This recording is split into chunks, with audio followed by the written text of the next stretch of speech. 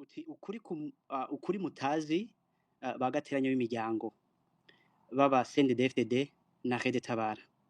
Uyu munsi abari ngaha bose nari kwifuza ko uyu munsi CNDD-FDD na Red Tabara n'abandi bayizi nk'agateranya k'imiryango ndabazi gusumba ku bibi vyawe kandi babwire.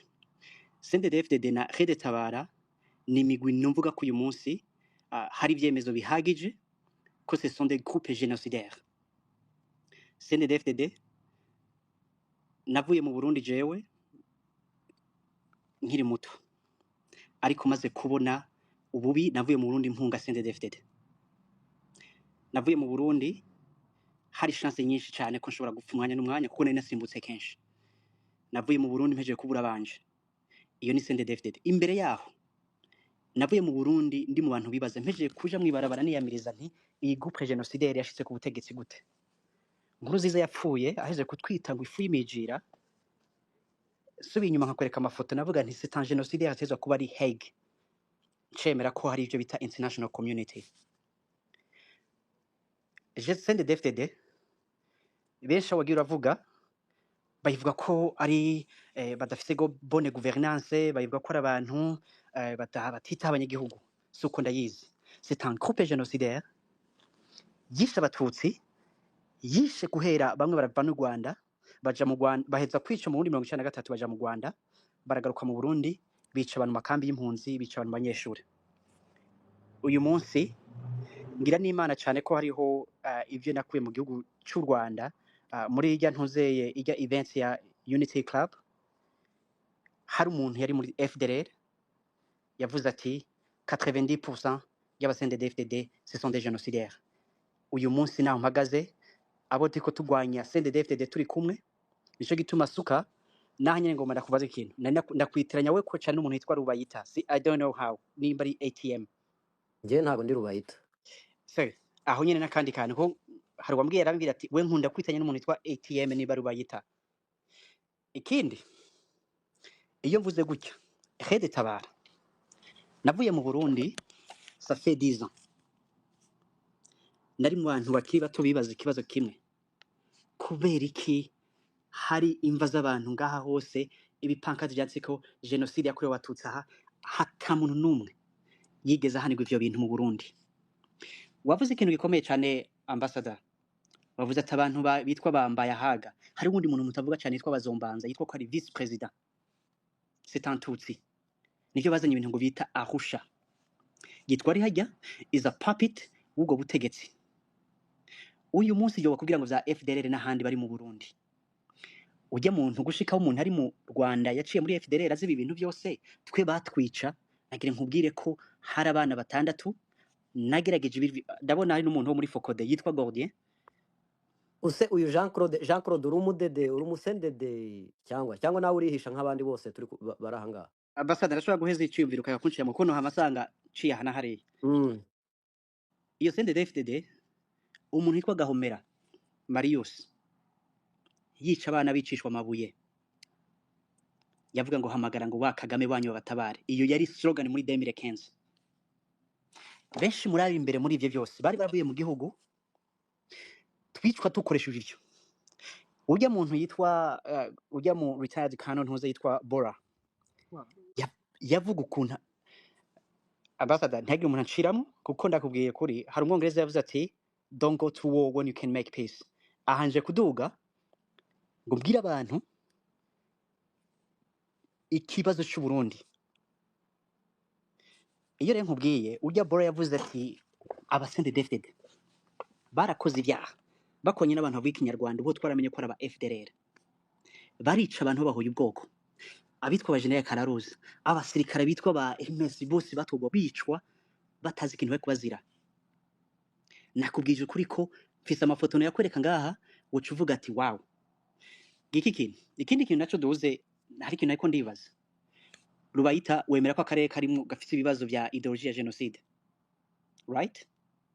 Ye ntabwo ndi Rubayita ariko pardon ambassador limbari sukana ngayi nkunda kubitiranya nico gituma na kare nahanye niho nza harimo wewe mfite nibindi byemezo ntari ngaha ntavyo ngiye kuvugaho. Iyi ni point nagoma nkubwira kuri iki kintu bita Red Tabara harigeze igihe cyose mvuga muri kwa kuntu muyibaza navuga nti abarundi uko bigenda kose cette organisation génocidaire yitwa CNDD-FDD ko tubonye ukuntu bameze ko tubonye ko badashoboye no kuorganiza igihugu bagashiramo ubukene bagashirako ndizeye ko n'abahutu batazosubira kumva abantu tuzobagwaniriza hamwe tukabakura ku butegetsi tugashira igihugu cacu ku murongo reka ndabiguhe twese barundi benshi ndagenda kubwire la jeunesse turatahura neza ko ibyo kubona Nevo uyu munsi ari umukuru w'igihugu byakozwe na coalition y'abantu b'inkozi z'ikibi bari muri ya ideology ya Hutu power wa muntu wo mu Rwanda yavuga muri Unity Club bagiye hamwe bakavuga bati CNDD-FDD uyu munsi bankagwasa kubera bapfa ubutegetsi ariko ntibomukora ko kubera amaraso yakoze muri za Gatumba n'ahandi no mu Burundi kubera iki gwasa nawe babwira ati mugiye guhana ibya Gatumba mukamfatira ibya Gatumba muca mufatirwa wewe neva mufatirwa ivyo mwakoze hanze mu Rwanda mugafatirwa n'ivyo mwakoze muri za Buta na za Gitega za Bugendana uri kuravyumva aho hantu bica bivaho tuvuga duti twebwe la jeunesse twama turi les victimes kuko uyu munsi suka ivyo vuga ngo vy'abahutu n'abatutsi nagenda kubwire igipazo gikomeye cyane nijya ideology yamaze gushirwamo abantu ijya reka nkoresha ijya muntu nyene Kano Bora yavugiye muri platform arico gituma nkunda u Rwanda kuko ziya information bari kuzigumizaho bari guhora gukoresha ujya muntu akavuga ku Burundi yasonye novuga ngo yatanze nka warning sign ati mu Burundi FDLR iramaze gushinga imizi bajya abantu yavuze ba agricole bose suka nibo bica abantu mu Burundi nibo bica abatutsi every single day bakoresheje ikintu bitwa kamwe kamwe reka ndaguha ikindi hari umukoloneli yitwa Darius Kurakura yarafata abana b'abatutsi ahandi ko bikugira akashira muri container bakayicana mu muriro akavuga bakoresha bya bintu nyene ngo izimbwa barazibesha ngo aba ni babandi do you understand ngo hamagara Kagame umukuru w'igihugu kindi gihugu cyo hanze iradio yitwa Rema waravyumvise genda mwumvirize ujya mu colonel nta kinovuga bijya rero reka nkubwire wavuze abitwa bandondeza mangetenge tuwavuze abitwa Raynaud reka nkubwire rero Lede Tabara citwa ko cagiye kuduga 2015 la jeunesse babuze iyo baja hamasuka reki mwakubwira ndiko ngerageza kuva mu Burundi nakoze ama attempt atagira uko angana hari bonera kuri ahantu hose biratewe birakunda ukumva mu gihugu sivyo nakiriwe n'abasirikare bo mu Rwanda ahantu twaciye mu Kinywabi ubwa mbere biranga ko umuntu asohoka igihugu cy'u Rwanda caranyakiye kirampa ubuhungiro mvuye mu CNDD-FDD hamwe ikindi womenya aba bose uvuga Lede Tabara amaze kumenya amabi yakoze muri Minembwe ikaja kwica abantu nkacamenya nuko wakuyemo komante nagenda kwereka ahantu Lede Tabara hatewe abantu mu Gatumba akicwa abagore n'abana ikaci claiming a responsibility ikabeshuza wibuke President Kagame ariko avuga ati mfise intelligence zanzambwiye ko abadede yariteye Lede Tabara claiming a responsibility ako ni kamwe haca haza abantu space zi Amarfati uyihutira gusoza konde gusoza space okay kuri Lede Tabara haje abantu muri space bavuga bati jewe mwaranyiciye je baranyiciye nabo haza umugore aravuga ati I don't care n'urugamba shavuga nti hang on a minute uko niko wishiye umuntu avuga ko mwiciwe guhera ico gihe navuga nti iki kintu nzokigwanya ko ngwanya CNDD-FDD c'est un groupe génocidaire iteza kuba éradiqué kuya kwa FDLR n'ahandi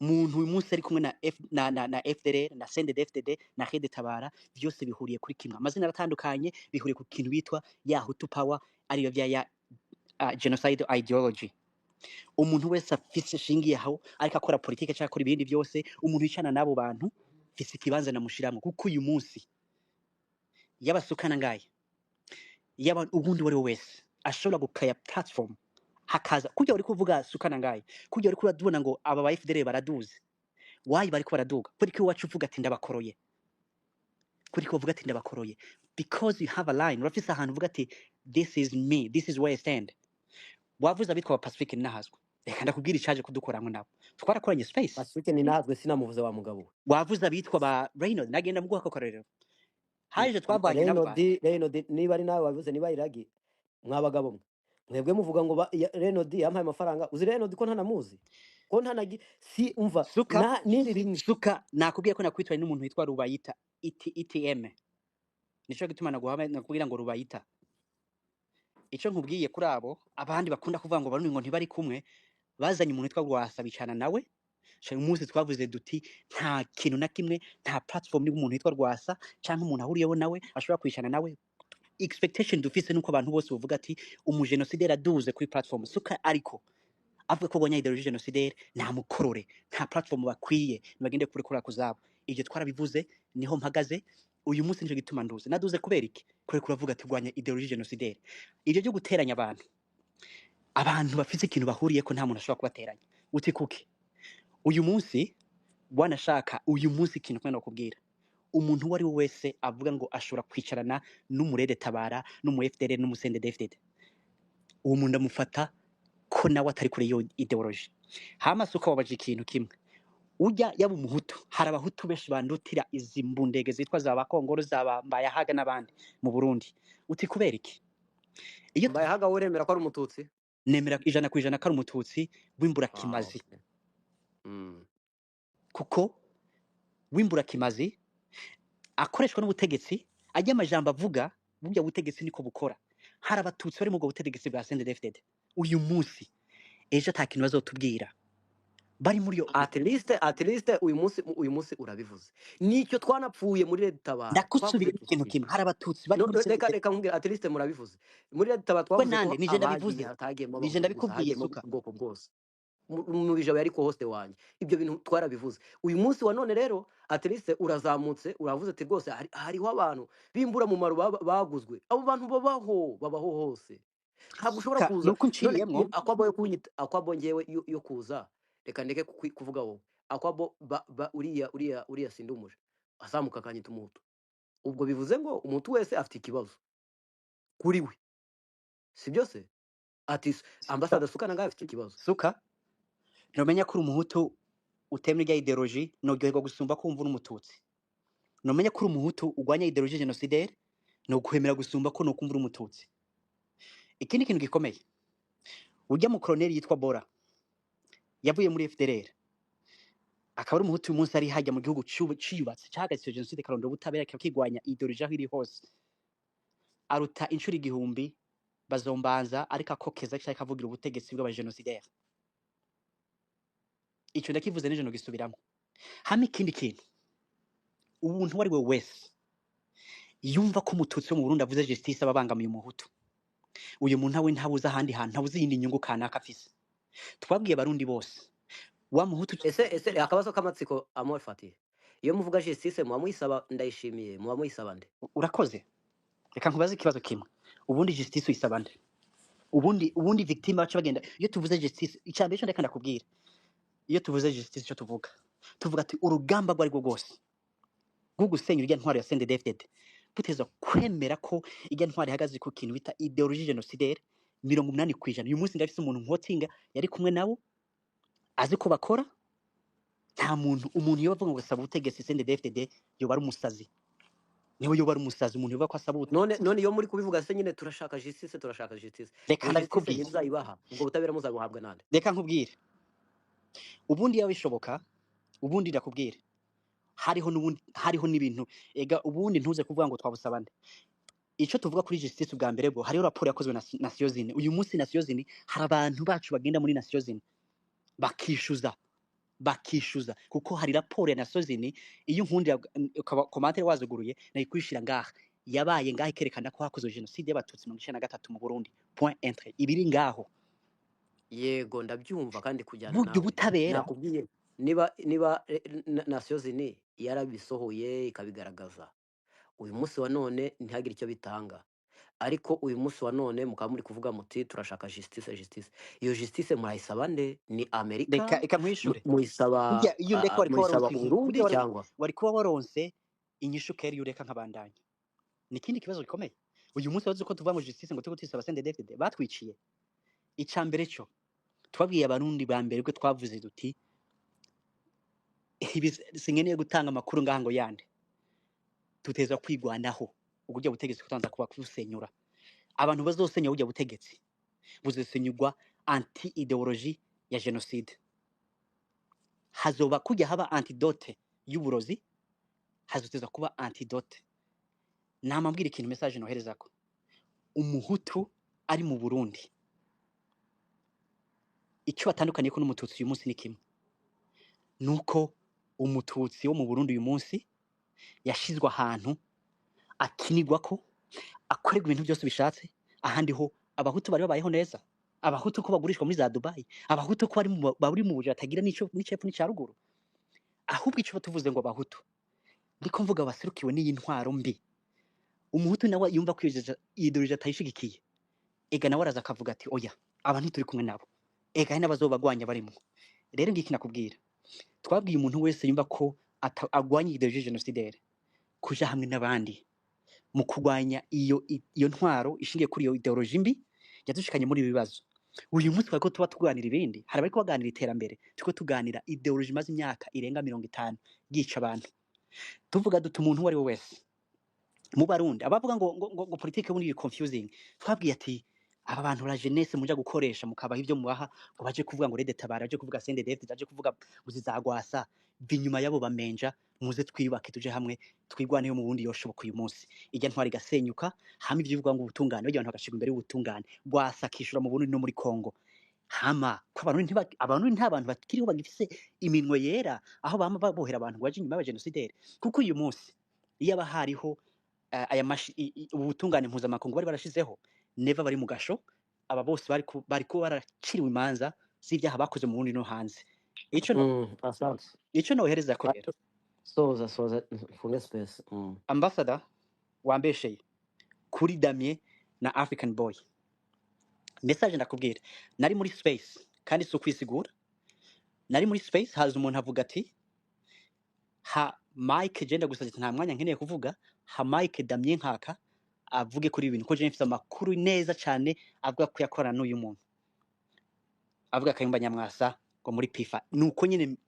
Damien nkaka ndamunukira Mike niko nsubiyemo Damien nkaka uyu munsi dupfa kumwe muhire karabivuga dupfa ikintu kimwe uhijambo gute abantu bo muri Leta Tabara abantu bo muri Leta Tabara uhijambo gute ngo mwicarane ubita imfura kubera kadakora nka suka avuga ati abantu genda muje hariye mwisha abantu mwakoze ibintu bibi mukona n'izi za FDL musangiye ideology kuko adakora kuko wewe uvuga ati none ibyo bintu kubera iki mwabizanye muri space ya muhire mwebwe we na Iragi mukavuga mu jewe sinzi ko wanyumvise ngira wari wamaze kuba ngisukari yamaze kuduga navuze nti iragashobora kuba yumvise kuko iyo space usubiyemo nabwiye ndabifite nabwiye uwo muntu nti wa mugabo we uvuze ibintu allegation zikomeye ku muntu ndanamuhaye na Mike kuko namangwanya ko ari umuntu yorengana abantu dushobora kuba dafuriza namangwanya ko ari umuntu yorengana ariko naho ndabimenye umuntu wari we wese kwisi aja imbere y'abantu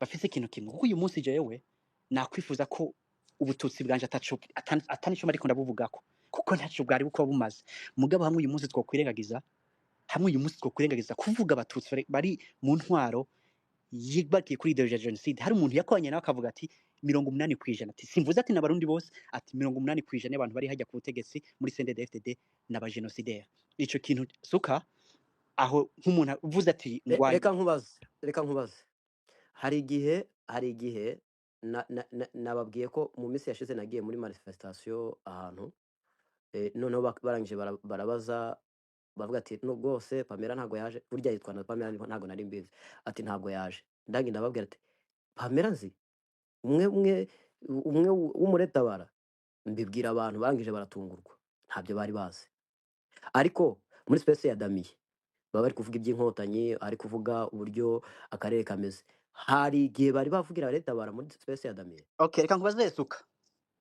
bajye abantu ziya FDLR zaje ziduze hamwe ziza kuvuga kuri topic kweri kutazi nico nyene niho rero hari ikintu kimwe nawe ntuze kwihinyuza ngaha nyene twese twagushinya kuko hari umuntu woduza ngaha jewe nkacamanuka ubu nyene straight away nagushinya kwera vuga ati ZFDLR uzuze urazizi dufise amajambo yabo bantu bemera ko ari abarede tabara ikwana n'u Burundi rede tabara bari izi nteramwe nta kindi zivuga none se reka nkubaze uyu munsi interamwe igiye mu Rwanda ntibayakira hanyuma ikihana erega bari kwihana urakoze ega uyu munsi reka ndaguha ikintu aho nkundanye nawe uyu munsi mangetengete nagenda asaba imbabazi abo yazikoreye, abo yakoreye ipfobya, abo yise amazina, asaba imbabazi ati nashigikiye umugwi groupe génocidaire, ibi bintu ntibibaho ndavyanke.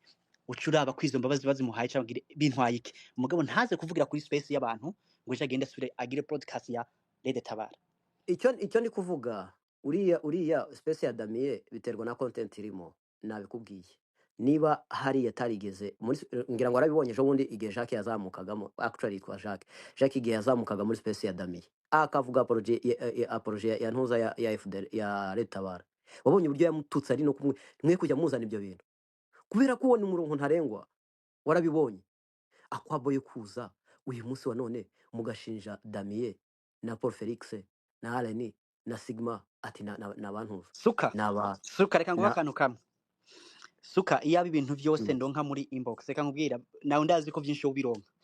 Iyo aba muri inbox, ibintu ndonka muri inbox ndiko nkoresha space no bivugira ngaha, byinshi ndabanje ngabitohoza nanje, byinshi ndabanje nkagenda nkabitohoza nkabyiga, kuko nujya munsi Damien namuhaye chance. Reka ngusubiremo ikindi kintu, kujya kuntu utahaye chance umuntu, kandi ndarangije kujya kuntu utahaye ubwawe noneho uremeza ko Damien niba warabironse ukaba warabyize, uremeza ko Damien akorana na Kayumba. reka nkubwize ukuri, ndaguha inyishu yayindi nyene. Iyo conclusion nzoyikora gukora maze hari ikintu bita ngo ntuzeye guha umuntu benefice ya doute. Igihe nzoronka elema zikwiye zose kuko vyaravuzwe sindamwumva vyisigwa canke ije kibivuga kimwe. Ndakubwiye nkeneye kumenya uyu munsi ujwe nuramumbariza n'umwe mugenzi wawe bahurira kuki n'umuntu wo muri Rede Tabara. Iki nico nama mvuze, nico nshimikiyeko. Kujya we nawe bagiye abantu babwira ati manuka, that's the same expectation dufise ku muntu avuga ko agwanya ideologie ya genocide. Kujya wavuze ati nta mu FDL nkene ha hejuru, kujya wavuga ati nta mu Rede Tabara nkene ha hejuru, yaba yabivuga canke yabireka. Iki kintu nagiye kubwire ambassador Suka Nangayi, ubizina ryawe narimenye neza, ntabwo bizongera. Ntabwo kujya duce uyu mugera nuko abantu bamenya ati uyu murongo wamaze kurenga. Hari His Excellency Kagame ni wakunda kuvuga ati hariho red line, ibindi byose wakwidigadiga ukira ibyo ushaka, hariho umurongo urenze abantu batakwemerera. Kujya nyene ijya expectation ugende unamubwire Damien, nta kintu dupfana Damien aravuga dazi naho Paul Felix Paul Felix we nta nubwo turanavugana pe. none nihe mpamvu mwamuvuze hariya? Jewe ntaho turavugana Paul Felix, nzi umuntu yitwa African boy Paul Felix African boy Allen mwamuvuze muri aspect. Jewe ntuzwe kubwira ngo Iragi wabivuze ni Iragi amaze kubivuga yabivuze ko muri space ya nawe uje urabya okay. prove. Reka nkubwire jewe nta muntu numwe ndiko ndavugira, ndiko mvugira jewe navuze umuntu yitwa African boy n'umuntu yitwa Damien, nibo bantu tumaze kuvugana kico kibazo bijya muhire yavuze nakoresha izi ya mwaye zose. Ndamubwira nti aba bantu nimba teko tugwanya ideologie mu karere. Reka nkubwire rero Amor Fatira, ntabwo mufite kugenda hariya muri space ya Muhire ngo mwihishemo. Muhire icyo yakora cyose ntabwo mushobora kugenda ngo mwihishemo, nimumara kwihishamo ngo muze mu describing umuntu none munamubeshye. Nihishamo gute? Uyu mbwiye ngo nihisha gute? Impamvu mwihishamo depending nibyo muvuga mwe buganye, kuko hirya no hino ni uguteranya. Niba uzamuka wowe hera ni jende, ariko Suka ayo majambo uvuga nkene yumpe evidence turi ngaha. Evidence nuko mwazamuye mwita abantu babandi ngo nakorana Kayumba. Ambassador je ndiho nditegura kujya ku kazi. Nanjye kwitegura reka mbwira ikintu kimwe Amor Fati n'uwari we wese muri iyi space. Aya ma space ni nko guhurira mu kabare ahantu hamwe kubanywa inzoga, cyangwa mugahurira ahantu kutumwanya mukakiremo mu ijambo. Nani Amor Fati please, ndiho ndaguhanura umva Amor Fati, kubera ko ncire mu ijambo we kwanza Amor Fati. Okay, akare ditabara Tabara urabona haramutse hageze impamvu bihari burya Suka ncire mu mwanya kubera iki? Uretse gatoya impamvu turi gushwana gutya nuko hagezemo Rede Tabara na CNDD-FDD kuri space. Urumva muri space bagezemo ubwo bari kuza kugira, ariko reka mureke mbabwiza ukuri mw'abantu mwebwe muzana ibyo guteranya n'abantu. Ntago byari bikenewe muri space. Muhire afite ibi, ariko Muhire ni ndatari yataka mu ma space yose muze, ni ndatari yataka ko mumuzi. Buri wese n'utaravuka nawe yaramwatatse. Hari uzavuka akavuga ati mvutse ariko nasanze baranyatatse, kandi wanyatatse ni Muhire. Ibi byose murabizi sibyo? None wowe ukazamura ibintu udafite fact, ukavuga uti naguhaye Damien chance Paul yo kubaza Felix ikibazo cyose please wait cyakwananiye wait ntuse kumbwira ngo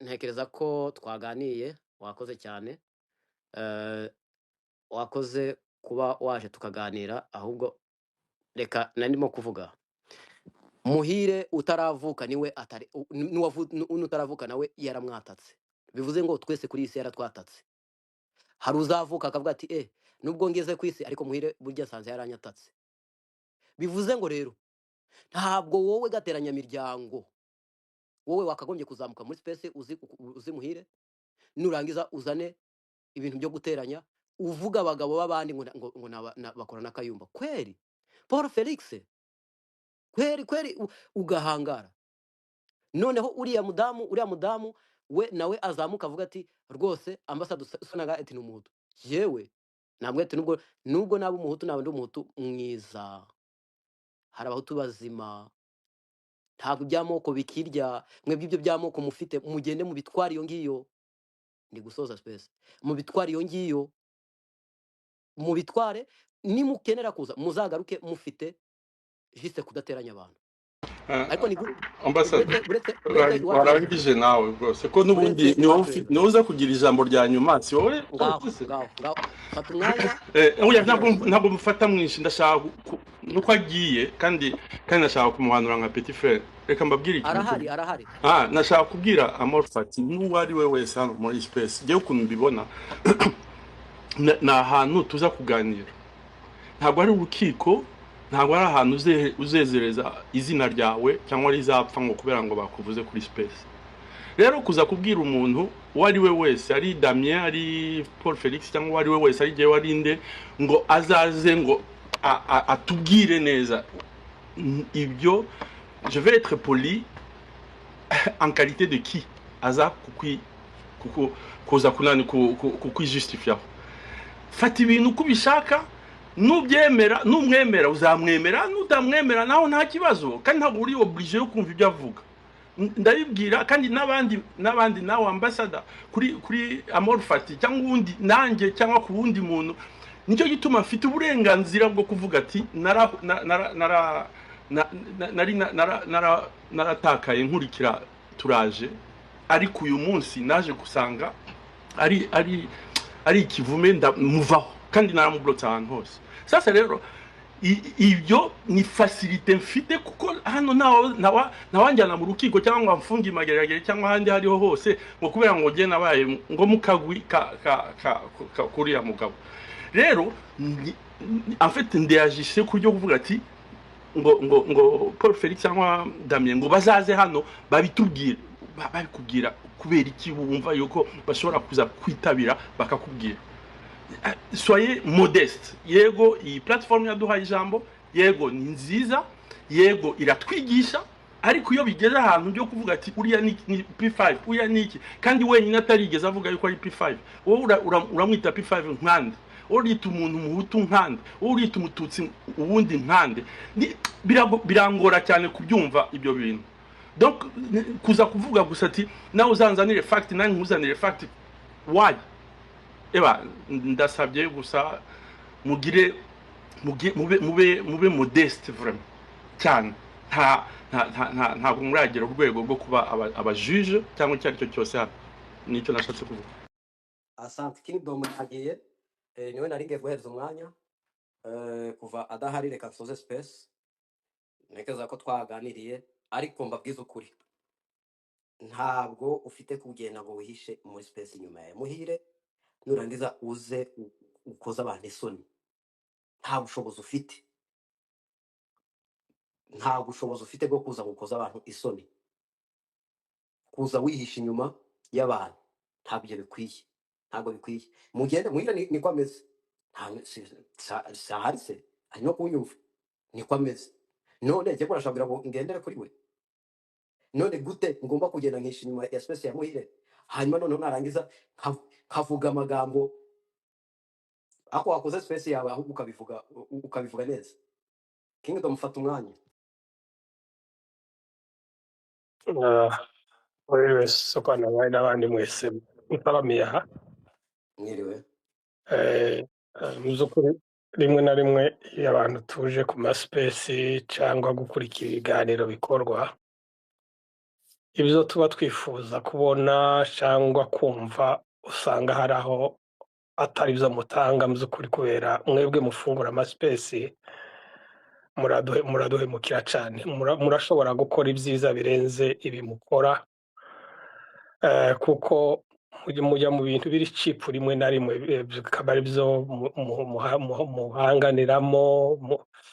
Hari ibindi binini abantu bakagombye gutekereza. Mufite chance n'umwanya munini mwagakoresheje neza, n'uteshutse hari uburyo bwo kumugarura, n'umuntu wo gutanga inama, ariko umuntu ashwarira muri space undi akayivamo nawe agafungura indi, abantu bakazaho nuko ugasanga space ntizibaye izo kubaka, ahubwo zibaye ibyo gusenyana, kujeneraliza bose. Nta icaha ni gatozi.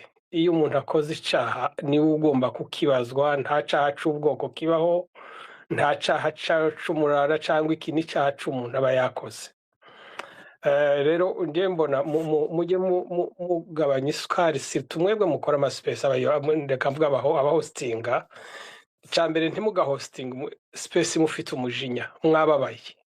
Hari uwabababaje akaba afite icyo uko wumva mutumvikanye, umuntu agahita akora space, ya space nta musaruro uvamo, kuko abasa nkaho abantu bagiye kwihora kuri uyu.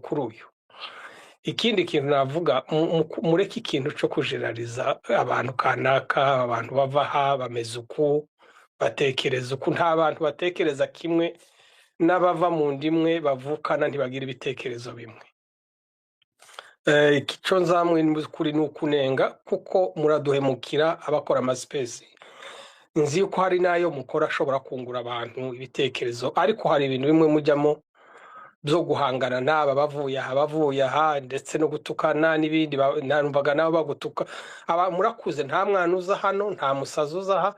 Hahaza abantu bakuze bakeneye kuganira ku bibazo biremereye biri mu karere, bikeneye abagabo, bikeneye abagore, baba batanze umwanya wabo kugira ngo twungurane ibitekerezo.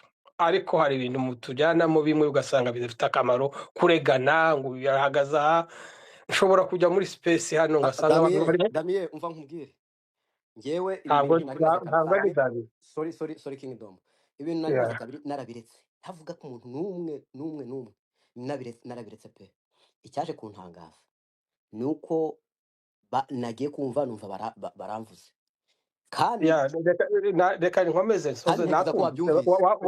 Nabyumvise ko bakuvuze, nabyumvise banagututse, nabyumvise. None Reka icyo nashaka kubwira ni iki, n'undi wari wese ubyumviraho.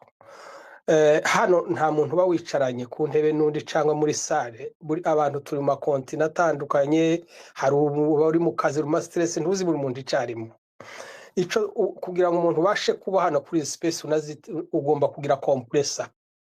Uko umuntu agututse ntuzi ibyarimo, ntisuki bimuteye, ukareyagisa uwo mwanya, nawe ukora mwandi makosa. Uko nyine uvuze ngo wari wabiretse, nubwo bari kugutuka, hari aho numvise bavuze ngo bakwise umutu. Iki ni ikintu gito. Ubwo ababuze ugututse gutya, ababuze igitutsa gutuka, arakubwira umututsi utari we, akubwira umuhutu utari we, bitwara iki? Icyo yakubwira uhita ubifata nkaho ukabigabanya uburemere yabizananyemo. Yashatse ngo urakare, ureyagise nabi, nawe iyo ubikoze nicyo abashaka. Rero uko wari wavuze ngo wari warabiretse, unabireke rwose, ukore space hari igihe ukora nziza pe, ukore space zifite intego, ntiyagire umuntu ugukura mu ntego wari ufite yubaka. Nawe uzizo guhangana rwose muzazireke. Muzazireke, turabibasabye nk'abaturage, tujya tuza tukabakurikira. Abantu bahangana ngo yavuze uku, Red Tabara si yo kwigishwa, irazwi ibikorwa byayo, uwirimo ubizi ko abantu bayirimo babikora banabibyemeza. Abantu babarwanya tuzanabarwanya kandi bazatsindwa, ariko ntidugahimbirane. Ico kintu muzakirinde guhimbira umuntu icyo atavuze cyangwa kujeneraliza ngo abarundi bavuze uku, abanyamurenge bavuze uku, nta banyamurenge baba bakoze inama ibihumbi n'ibihumbi by'abantu ngo babanze kumvikana ikintu, ntababaho. Ariko kubera ko umuntu aba yazamukanye tempo iri hejuru, ananirwa kwikontorora, agatangira kuvuga amagambo aremereye. ya murakoze rero ugiye asante gusoza sana ariko ugume kuri iryo jambo ryawe wari wafashe ugire kompresa muri wewe ibyo bavuga ntacyo bizaguhinduraho ariko ugume ku murongo urimo urakoze asante sana oya n'ubundi na cyane cyane ko kuvuga inyuma ibi bintu ya birimo Papa nta Kingdom biba bigoye. nta muretabara wabinzanyemo kuko biri mu maraso yanjye nta wabinkuramo kereka ntariho biri mu maraso ahubwo icyo nashatse kuvuga ni abaje bashaka guteranya abantu ubu muri space ya muhire hari abatashye bazi ko mu by'ukuri Damiye Paul Felix na ntuza n'uriya mugabo African Boy na Sigma bakorana na Kayumba ubu hari reka nkubwire nani umuntu wazi uvuga ngo aba bagabo uko bavuze ngo bakorana na Kayumba hano kuri space akabifata ngo abifashe uko atuye igihugu arimo ahakorera baramuzi uwo ari we ibyo yakoze n'amateka ye n'abamukurikirana si hano kuri space n'ababimuziza si hano kuri space n'abamugira inama si hano kuri space hari ufata uko hari abantu bashaka mu kirundi kugutyoza kukwambika icyo ashatse hano kuri space ntiwaciyamburaho icyo yashatse kukwita ahubwo kora ibyo wowe ukwiriye gukora ureke abatukane ariko ndimugatukane rwose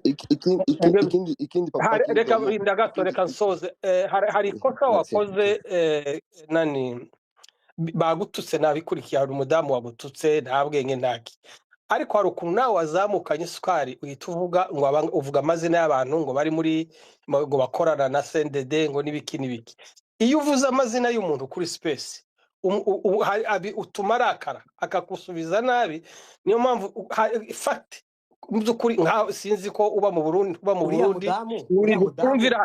uriya mudamu nanigeze muvuga oya siwe ndabizi aba bantu barafanana umva ubona n'uwo wavuze wundi atarahari ejo baramubwira arabimenya arakurikira ngo wamuvuze muri space atarahari muvuga umuntu ufite fact ndetse unamubwira inama twige kugirana inama ariko tutavuga umuntu dushaka kumubabaza no kumukomeretsa no tugarurane hari abantu dushobora kugarura ndakubwira ubu mfite navuga simvuga ni association groupe y'ababembe n'abapfurero ntabwo bariho batwica ba mayiriya ariko dufite ubu turi kumwe nabo turakorana nabo dufitanye groupe nini uwo mwarayibonye yitwa amani kwetu nuko kubera iki hari ibyo turenga kugira ngo tubashe kugarura nimba mwabonye Bora uri umuntu wari muri intelligence ukomeye agera ku rwego rwo kuvuga biriya bintu byose avuga ibimurimo nuko hari abantu bari hayi barengereye ibyabaye bafite umutima munini babashije kumwegera babasha gutangira kumuganiriza atangira kuvuga ukuri ku murimo yarahishe hari abantu benshi rero kugira ngo mubagarure mugomba kuba muri kuri level iri hejuru yabo ntimukagendere kuri level bariho yo gutukana kurakara ntaco wamufasha na kimwe mugiye muri meme level ugomba kuzamuka kuri level imurenze ukanetra ibyo avuze yagutuka wowe ukabifata nk'ibintu bito ariko ukaba ufite intego aba bantu bose tuzabana abicanye bose bari abasendede ntabwo bose bazicwa ngo babamare no ababikoze abapromotera ababihagarariye bazabihanirwa ariko abandi bazigishwa basubire muri societe bigishwe kubana n'abantu namwe mugire iyo spirit Papa Kingdom stop ambassador reka mvuge na Papa Kingdom akumva parce que sinzi kunyumva ndakumva Papa Kingdom ni umuntu kabisa w'amahoro kimwe nanjye amfa mbese wowe nawe twabanye mbere sikia kwanza ariko aranyumva ndakumva turahari twese urabona ngewe ndi mu bantu bakoze guerre médiatique kabisa nanyishoboye pe y'igifaransa ndetse kandi na Papa Kingdom arabizi yangize ingaruka guerre médiatique kandi abantu bazayisuzugura bakagira ngo space ni ibintu by'inani ariko l'information guerre ya information niyo yayidukoraho twebwe abanyamurenge uyu munsi iwacu ruguru parce que nabivuze nimba ari ejo nimba ni ejobundi nimba ari intambara itugoye ni intambara y'ikinyoma donc information mbi twebwe intambara y'amasasu pe twarayikoze ariko intambara y'amakuru yo kubesha itugeze habi. Niyo mpamvu kuba mbona nka Papa Kingdom iba azi no kuvuga n'igifaransa n'abandi bose ndi kubona hano ni Igiswahili n'ibiki, izindi mvugo zose English, information iwacu tukamiriza tukavuga tugahavuga tugatabaza. Ndabeshe Papa Kingdom ndakeka ari kunyumva, arakumva sinzi ko numvika tukavuga tugatabaza amakuru y'iwacu. Ariko twagize ikibazo mu bantu bagenda batwivangamo, twavuga ngo drone irashe ku kibuga cy'indege, ukumva undi akavuga ngo drone ivuye hehe kwa Muyomba. Drone noneho bigeze no gucanganyikirwa bonyine. Muri uyu muntu yabesha guverineri wa Sud Kivu karakana nyine kanandi simvuze izina ryako ngo twigwaneho yarashinga. noneho n'umuntu ntazi no kubesha tuvugisha ukuri. soza nshuti yanjye navuye ku ntuza ngo gute sinzi nivuga ngo soza nari nkubwiye nyine la guerre de l'information cyangwa guerre médiatique abandi barayiturushije. iyo uye Patrick Muyaya cyangwa n'abandi baragenda bakabeshya ngo twigwaneho yarashinga ngo ibiki ngo twigwaneho ngo arashe ngo ibitaro ngo tuvugisha ukuri. Umwana w'umuhungu w'umumambure ninde wari warasinga ukuri. Tugende yigereye médiatique zureba baguze deja Patrick Muyaya baguze France 24 baguze RFI baguze ibiki bagenda bakabesha. Ariko nta muntu uzotubeshira duhari tuza amakuru dufite abantu tuvugana. None ninde munyamurenge uje kurasinga? Ninde mwene wacu w'Imasisi na Rucu na he uje kurasinga cyangwa ngo bagiye kurasanga ibitaro ngo ibiki bire bitote. Ile ma information mubaya ni twebwe tugomba guhangana nazo. Abataragiye gutabara abatafashe umututu tugomba kwanga ibintu bya division surtout. Nta mututsi nta munyamurenge twese twanga discrimination ivangura. Nibyo tuza turwanyaho.